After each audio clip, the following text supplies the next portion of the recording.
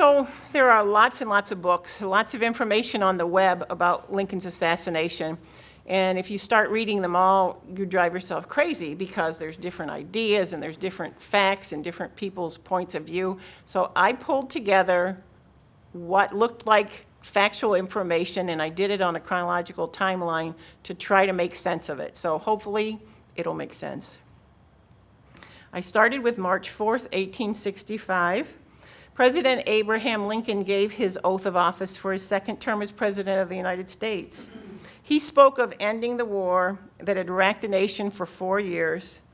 His plan was for peaceful reunion between the two factions, and it was evident in the way he spoke. He said, "With malice toward none, with charity for all, with firmness in the right as God gives us to see the right, let us strive on to finish the work we are in, to bind up the nation's wounds, to care for him who shall have borne the battle, and for his widow and his orphans, to do all which may achieve and cherish a just and lasting peace among ourselves and with all nations." So he really wanted to be fair, and he wanted to have a peaceful settlement and reunite the nation in peace. Conspirators met at Galtier's restaurant on Pennsylvania Avenue in Washington to discuss kidnapping Lincoln. April 9th, 1865, which was Palm Sunday that year, General Robert E. Lee surrendered to General Ulysses S. Grant at Appomattox Courthouse in Virginia. Monday, April 10th, 1865, in Washington, D.C., revelers celebrated in the streets. They drank whiskey, lots of whiskey. They shot off fireworks, they shot off their guns, and they shot off pistols. Church bells rang, bands played, the war was over. People in the streets called for President Lincoln to come and make a speech, but he declined that night. He was exhausted. The war took a toll on him. At the same time, people were celebrating, and Lincoln was glad that the war was over. There was a young actor in Washington, D.C. named John Wilkes Booth. His father, Junius, and his brother, Edward, were also actors, and they were better at it than John was. He carried a lot of anger because of that. He knew they were better, and he resented it. He also carried a deep hatred of President Lincoln. He spent years as an actor in the South, traveling from theater to theater, and so he had sympathy for the Confederate cause. During the summer of 1864, Booth was sick, and he wasn't working at his trade. He began to formulate plans to kidnap the president. He recruited some trusted friends and other individuals that he met along the way to participate in his plan.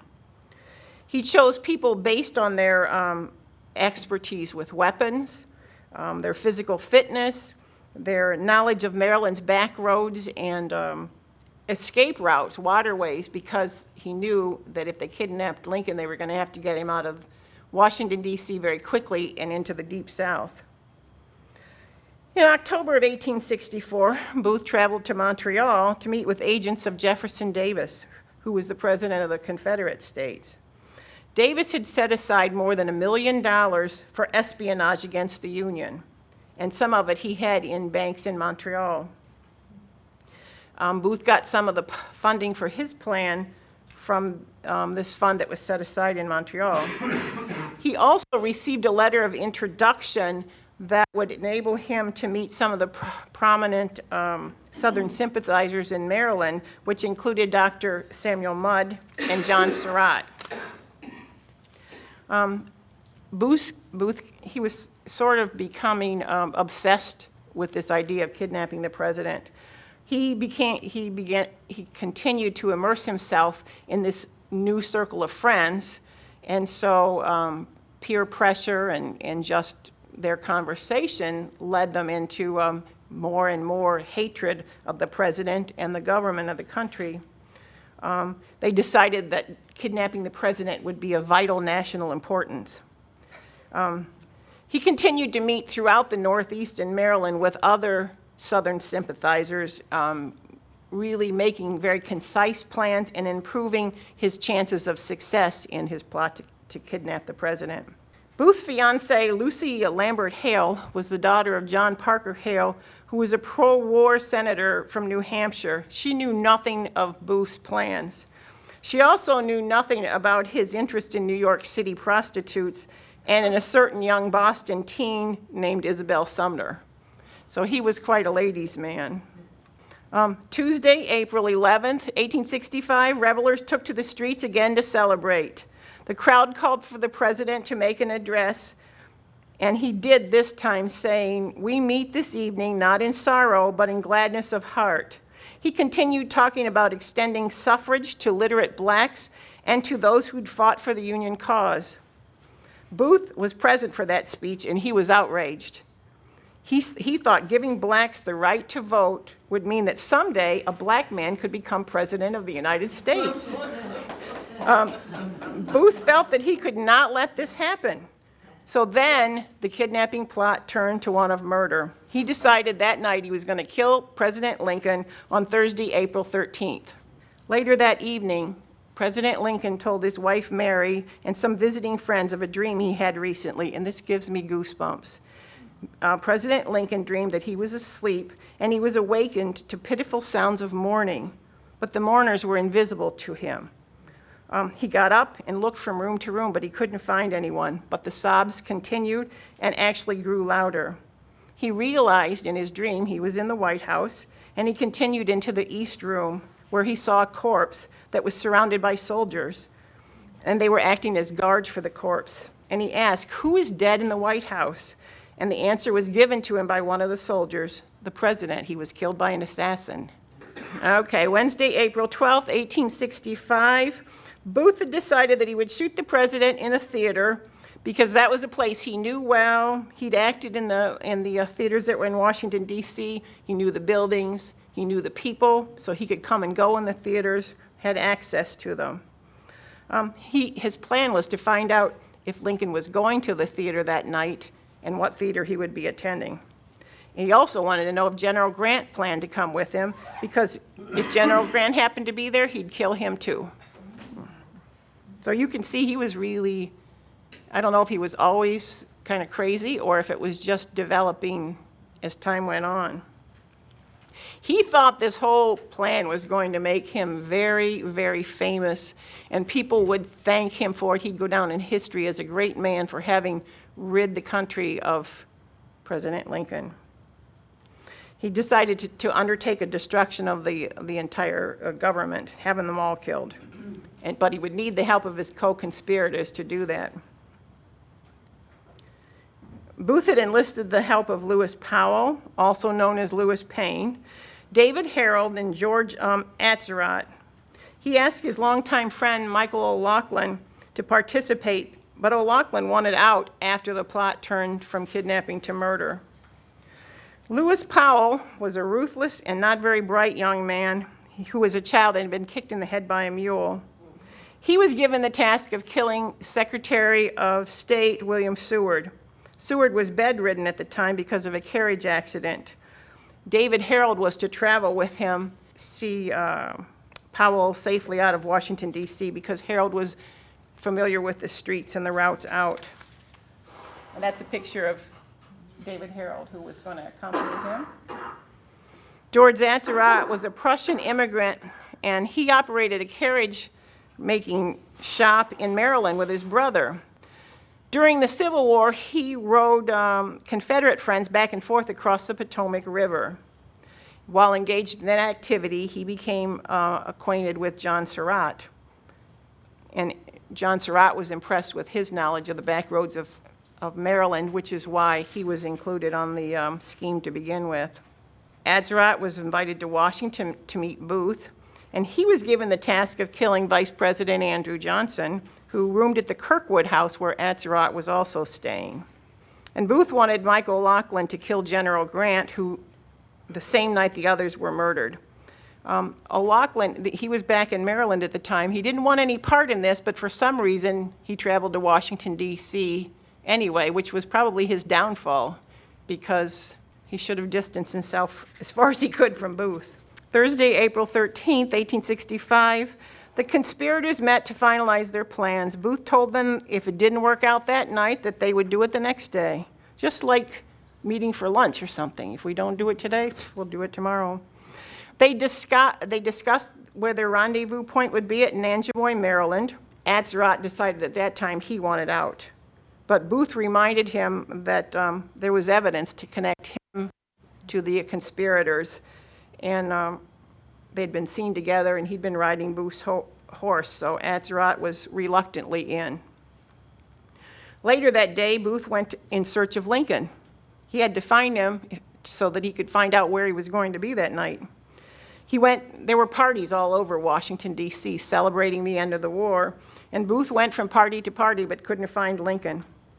He didn't know his plans for the evening, so how was he going to shoot him if he couldn't find him? He was frustrated from hours of searching, but he decided, I'll do it tomorrow. He didn't know Lincoln was actually at home in bed with a bad migraine headache. A drunken Michael OLoughlin slipped into a party that was given by Secretary of War Edwin Stanton. He followed General and Mrs. Grant to the party. Now remember, he was the one that Booth wanted to kill Grant, but he didn't go to the party with the intention of killing Grant. He was going to go and warn Grant and Stanton about the assassination plot. He slipped into the party.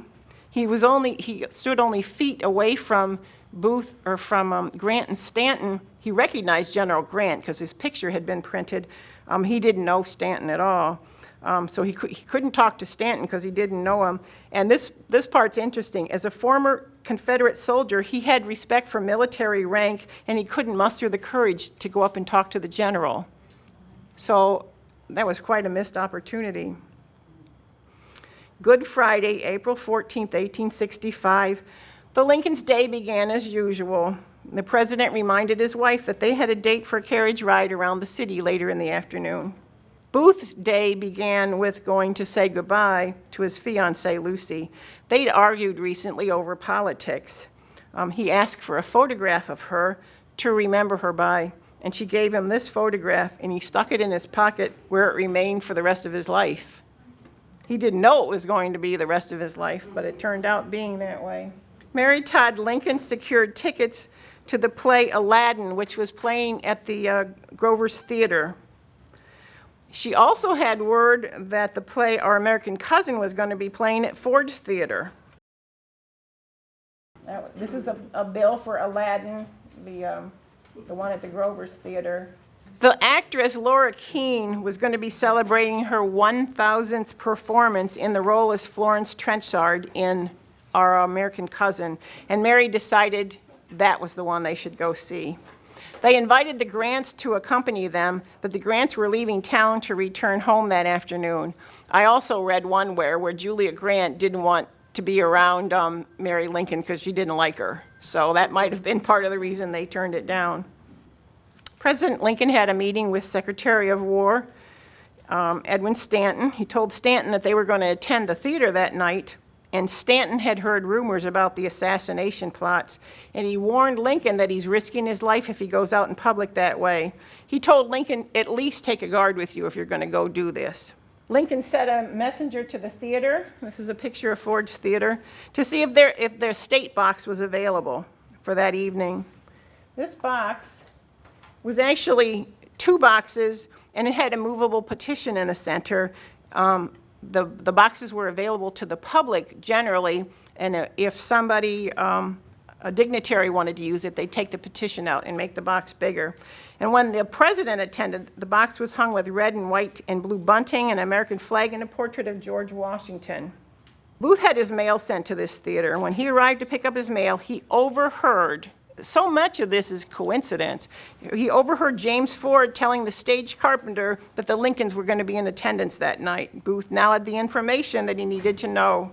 He knew that theater very well, having performed there previously. The Lincolns invited several other couples and individuals to accompany them. They invited Stanton, they invited Major Thomas Eckert, Speaker of the House Schuyler Colfax, they invited their son Robert. None of them could attend or wanted to attend.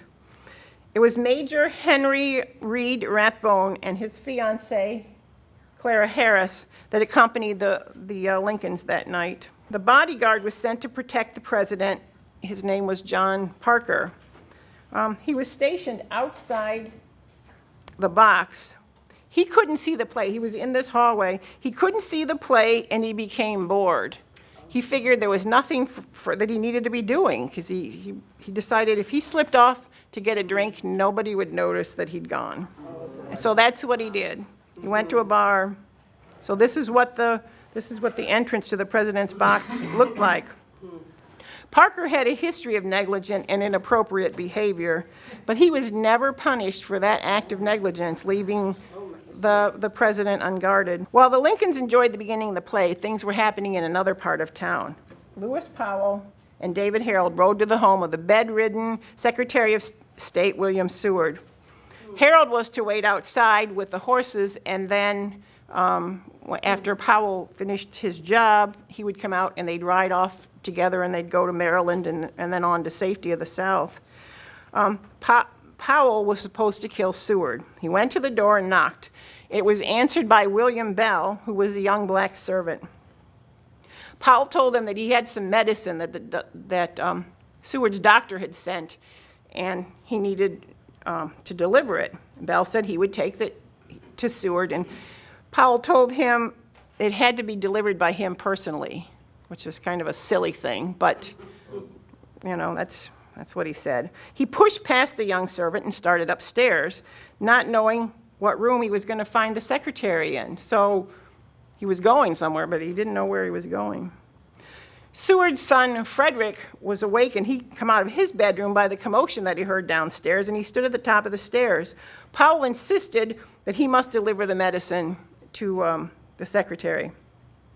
Frederick stepped into his father's room to see if he was awake, unintentionally giving Powell the information that he needed on what room he was in. Another coincidence. Frederick said that his father was asleep and that he would give him the medicine later when he awoke. So Powell said, oh, that's okay. He pretended he was going to hand the medicine to him and pretended like he was going to turn and leave. He pulled out his gun and pointed it at Frederick Seward, pulled the trigger, and it misfired, it jammed.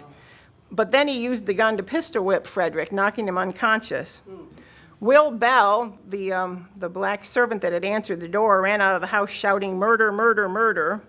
Harold, who was waiting outside with the horses, heard the shouts, and he was sure they were going to bring soldiers or the police, so he tied Powell's horse to a tree and took off.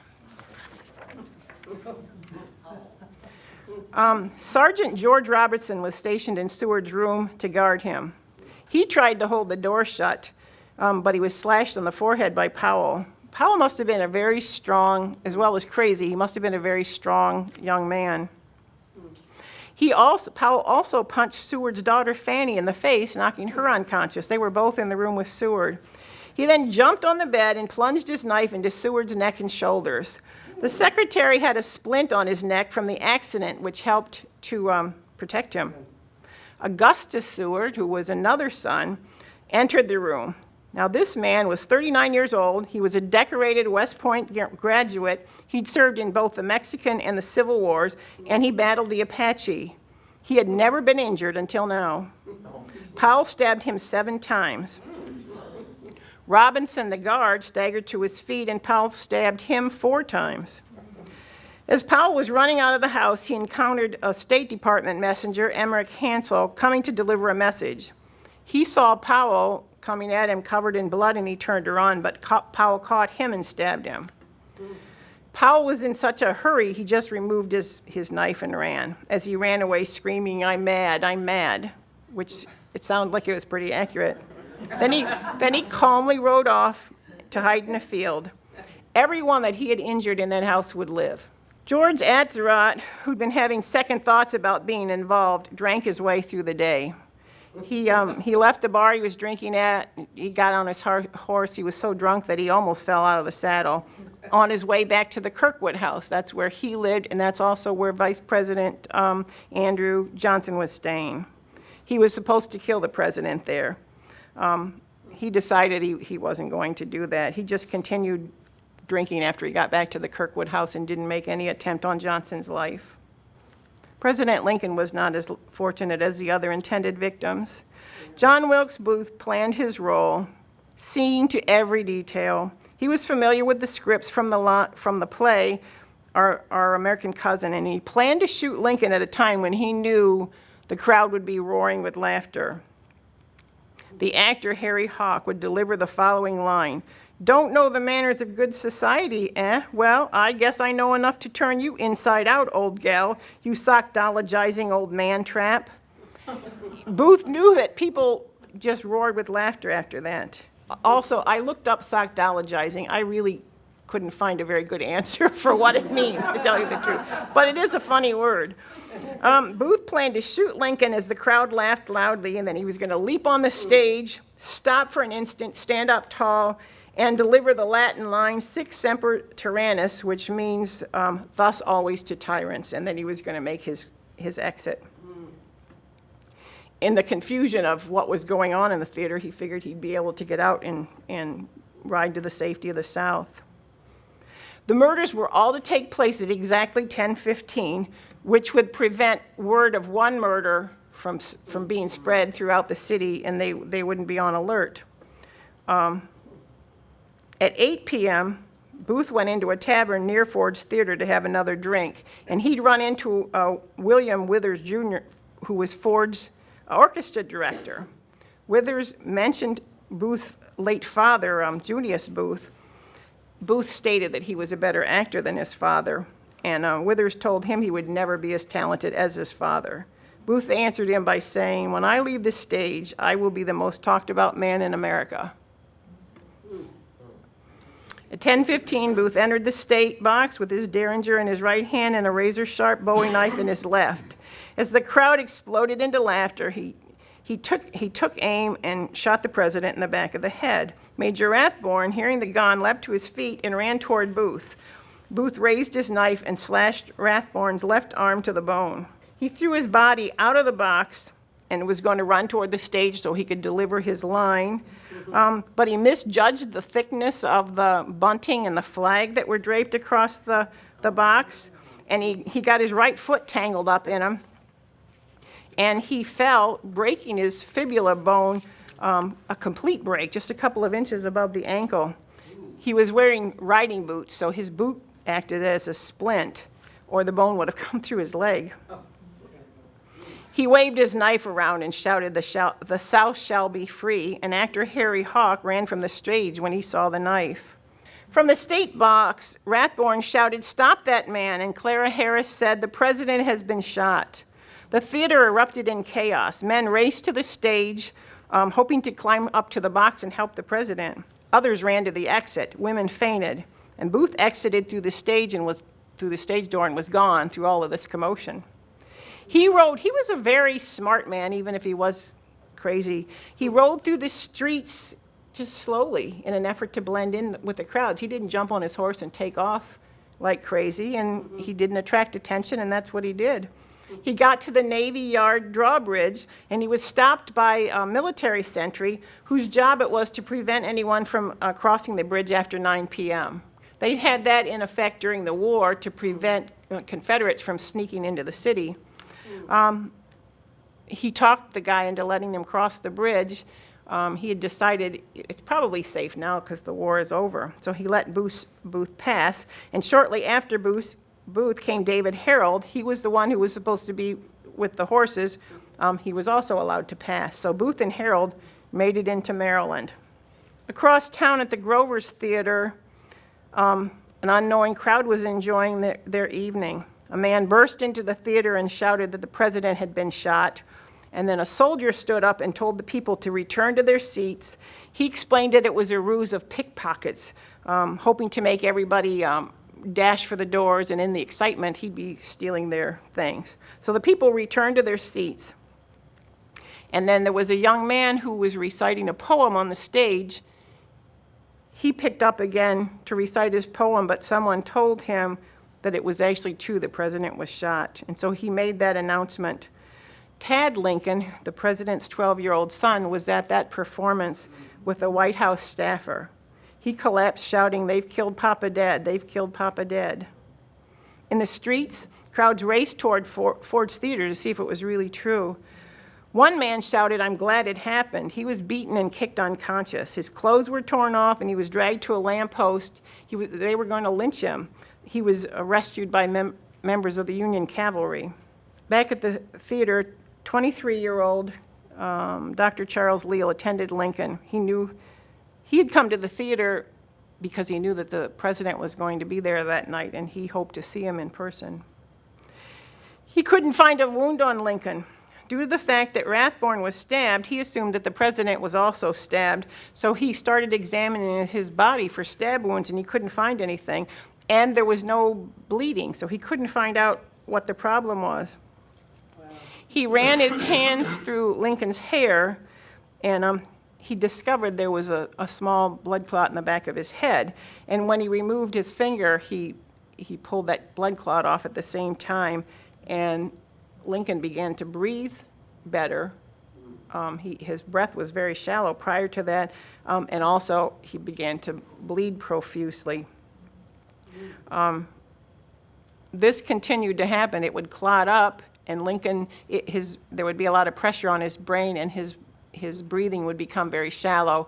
And so Dr. Leal kept cleaning the blood clot off, but that had the other problem of him losing a lot of blood. Dr. Leal noticed the dull look in Lincoln's eyes, and he knew that his brain was no longer functioning. He announced softly, "His wound is mortal. It is impossible for him to recover." They decided that the president must not die on this dirty floor, but he wasn't going to live if they tried to take him on the bumpy ride back to the White House. 4 soldiers carried the president as they attempted to leave the theater. The crowd pushed and shoved, trying to get near him. Punches were thrown, chairs were broken. Finally, a soldier drew his sword and threatened to cut down anyone that got in the way. In the lobby, they shifted Lincoln from being carried to that petition that had divided the state boxes, which was just a big board of some kind, and used that as a stretcher to carry him out. As they moved into the madness in the street, they didn't know where they were going to go. They were going to just look for a house to take him into. Over the din of the crowd, they heard a voice call out, "Put him in here." The voice belonged to Henry S. Safford, a War Department employee who'd rented a nearby house from William Peterson. They carried him into the house, and they had to place him diagonally on the bed because it wasn't long enough. And then eventually everyone left the room except for the doctors and Mary Todd Lincoln. Saturday, April 15th, 1865, the president labored on through the night. The doctors all agreed that a normal man wouldn't have lived that long. Mr. Lincoln took his last breath at 7:21 a.m. and was pronounced dead at 7:22. Secretary Stanton, who'd come into the room, was heard to utter, now he belongs to the ages." Washington was in a state of shock. Flags were lowered to half-staff at the government buildings. Buildings were draped in black crepe. They were following the Victorian customs of draping the buildings in black. Andrew Johnson was sworn in as the 17th president. The Ford's Theater went from a social center to a pariah. The government decreed that it could never be used as a place of entertainment. As the news spread across the country, the North mourned and the South rejoiced. The Civil War seemed on the verge of erupting again. President Stanton believed that catching Lincoln's killer would help to quell the unrest. So he expanded the search. He created the biggest criminal manhunt in American history. Law enforcement officials from across the North, along with soldiers and cavalry, joined in the search. Booth and Harold rode on toward Virginia. Booth's leg injury was so serious and the horses were so tired that they stopped at the home of a friend. And this is the home, and this is the friend, Dr. Samuel Mudd. Mudd splinted his leg and left Booth in an upstairs bedroom to get some rest. Meanwhile, Ad Surratt and Powell were still in Washington. Ad Surratt had decided not to return to his room at the Kirkwood house, because he figured if he went back there, he wasn't a very bright man. If he went back there, it might look suspicious. So he went to the Pennsylvania house and checked into another room, leaving behind some of his belongings. Police went into his old room and searched through his belongings. They found things that connected him to Booth, including a ledger book with Booth's name and a handkerchief embroidered with the name of Booth's mother. Now they had 2 suspects. We're not quite there yet. When Ad Surratt woke in the morning, he pawned his revolver and used the money to buy a Stagecoach ticket to Maryland. The Stagecoach was stopped and searched by Union soldiers outside of Washington, but they didn't know who they were looking for, so it was allowed to continue. At the same time, an anonymous tip led them to search the boarding house of Mary Surratt. That's what we're looking at here, and Booth's room in the National Hotel. Nothing was found at the boarding house, but Booth's room held a wealth of clues.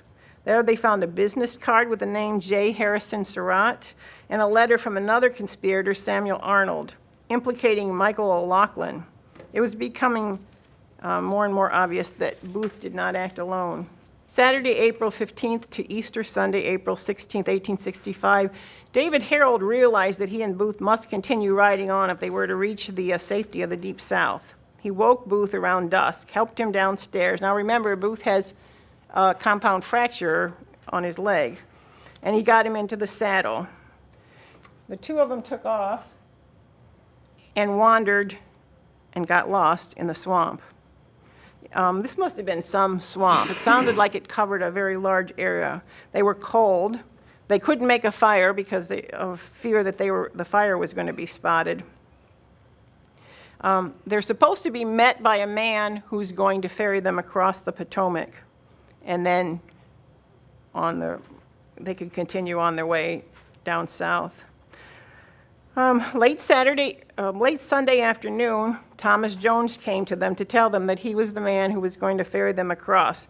But on that visit, he just wanted to see what condition they were in, and he would come back and tell them when it was safe to cross. Back in Washington, Stanton sent out for a man that he was sure could find Lincoln's assassin. The man's name was Lafayette Baker. He was a successful Union spy during the war, and he was named the head of the National Detective Police, which was essentially a Secret Service police department. He uncovered graft and corruption in Washington, and he eventually fell out of favor with Stanton because Stanton thought he had tapped the secretary's telegraph lines, and maybe he did. Baker was sent to New York City as punishment. Stanton knew if anyone could find Lincoln's killer, it was Baker, so he sent Baker a telegram to come here immediately and find the murderers of our president. Baker came, and one of the first things he did was to post a reward leading to the arrest and conviction of Lincoln's killers. Monday, April 17, 1865, Thomas Jones returned to Booth and Harold in the swamp. He brought food, coffee, and newspapers. He told them that the area was teeming with Union cavalry and that they must wait until the coast was clear. Booth was anxious to see the papers because he wanted to see himself glorified in the newspapers. This is my favorite part because he thought they were going to say that, he did such a great thing. Instead, he was reviled, even in the Richmond papers. His act in the Richmond papers was described as the most deplorable calamity which has befallen the people of the United States. The National Intelligencer, which was anti-Lincoln, stated that Lincoln was a true American hero. Booth was not very happy. And beside that, he was still having to stay in the cold swamp with very little food and with a very, very sore leg. Booth and Harold continued their wait in the swamp. One of the boarders at Mary Surratt's boarding house told officials of the comings and goings of the conspirators. He was not part of it, but he knew they were meeting there. People went there to arrest her, and while they were, this is so funny to me, another good coincidence, while they were inside the house, there came a knock on the door, and it was Lewis Powell. He was dirty and muddy because he'd been hiding out in a field. He didn't make it out of the city. He was carrying a pickaxe. They asked him his name, and he told them his name was Lewis Payne. He turned to leave because he thought he better get out of there, and they thought he was very suspicious, and they arrested him. They summoned William Bell, Secretary Seward's servant, the one who answered the door the night that Powell came there to view him in a lineup, and he identified Powell as a man who'd performed the attacks at the Seward house. So they were making progress in the arrest.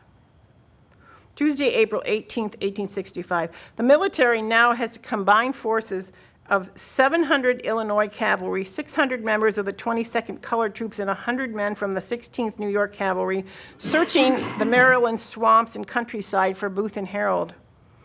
87 of those men drowned while they were doing the search. They arrested anyone who looked suspicious to them, but not Booth and Harold. It was also on that same day that a couple of dozen cavalrymen rode up to Dr. Mudd's house.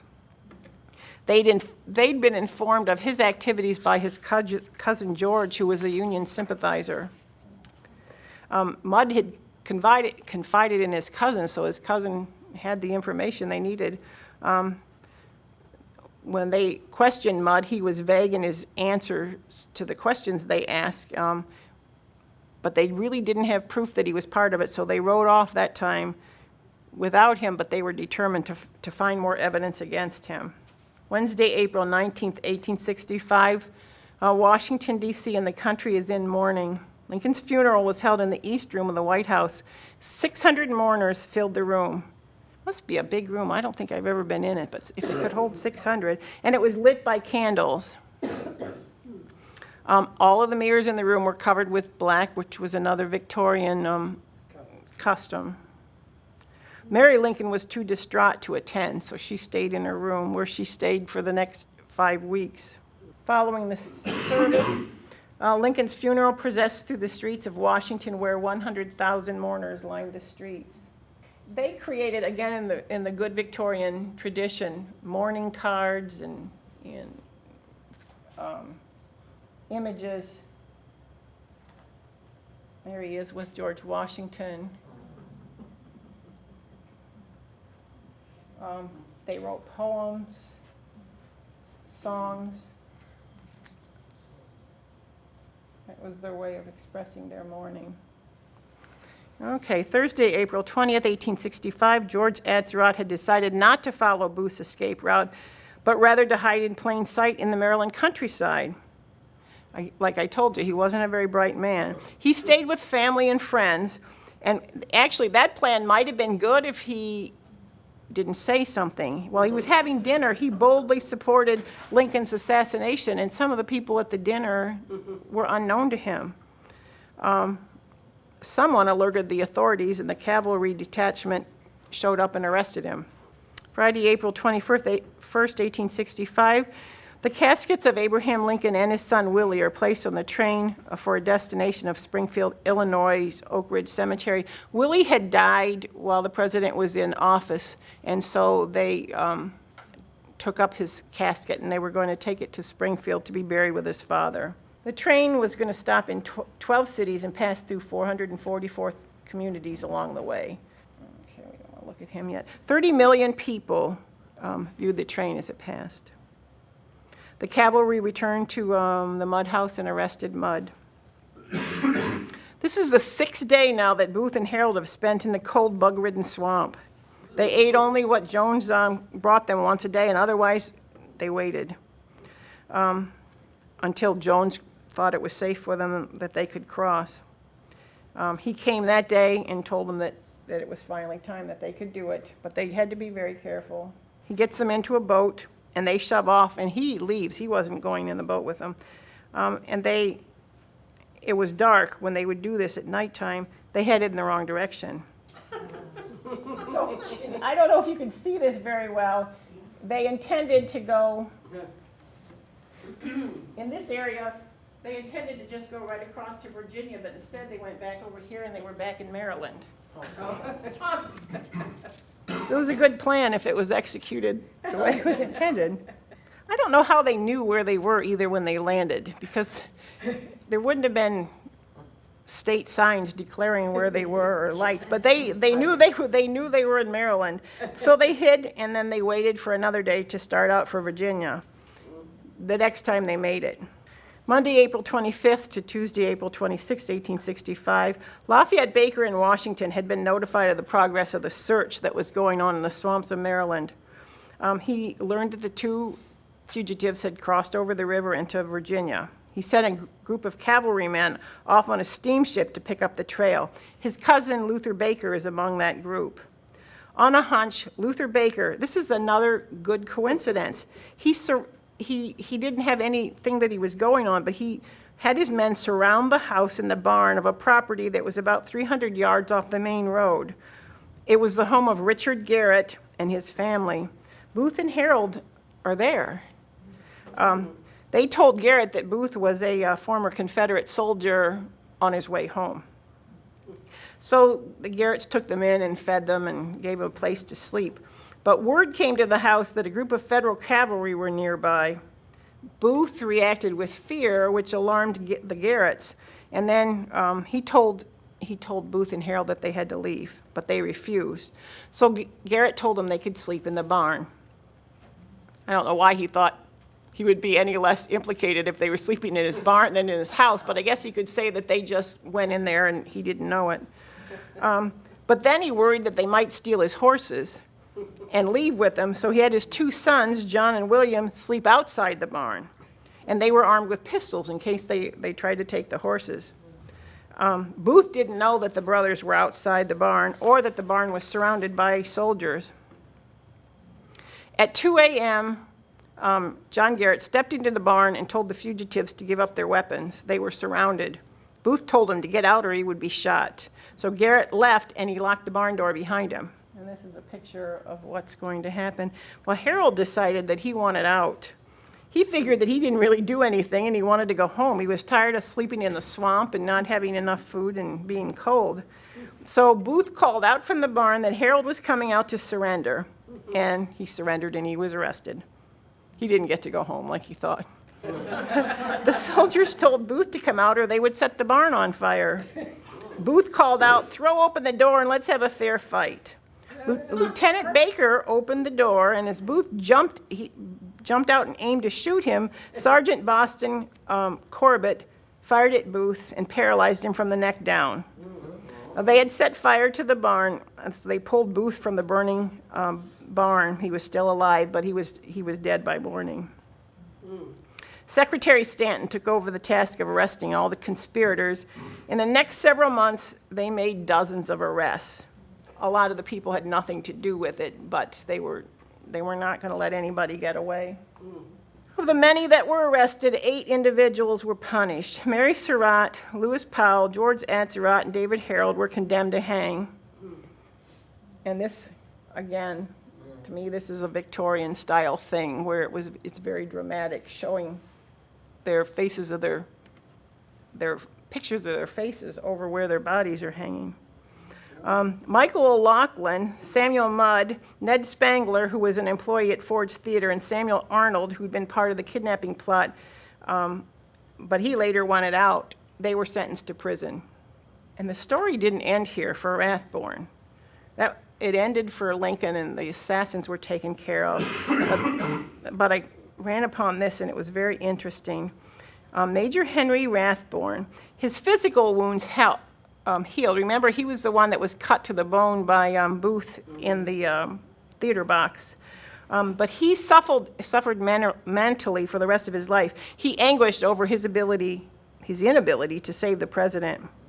He married his sweetheart, Clara Harris, who was actually his stepsister, but that's another story. The couple had 3 children. Rathborne was given a government position in Germany by President Arthur, and while he was there in 1883, he attacked his children in a fit of madness. Clara stopped in to protect them, and he fatally shot and stabbed her.